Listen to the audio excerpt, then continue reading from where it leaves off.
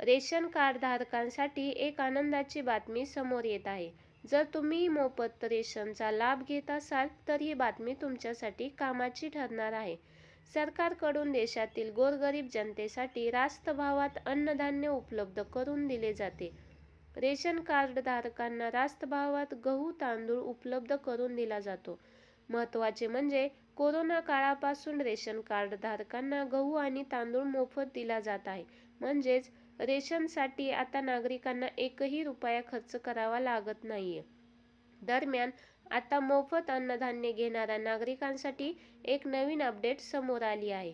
केंद्रातील सरकारने रेशन वाटपाच्या नियमात एक अतिशय महत्त्वाचा आणि मोठा बदल केला आहे. आतापर्यंत सरकारच्या माध्यमातून पात्र रेशन कार्ड धारकांना गहू आणि तांदळाचे वाटप केले जात होते.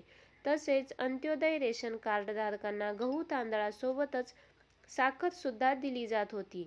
पण आता रेशन वाटपाच्या नियमात नवीन बदल करण्यात आला असून रेशन कार्ड धारकांना आता रेशनमध्ये 9 जीवनावश्यक वस्तू मिळणार आहेत.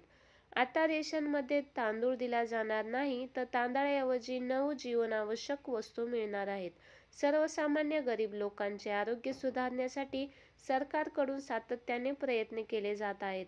याच प्रयत्नांचा एक भाग म्हणून आता सर्वसामान्य रेशनासोबत 9 जीवनावश्यक वस्तू देण्याचा निर्णय केंद्रातील सरकारने घेतला असल्याची माहिती समोर येत आहे.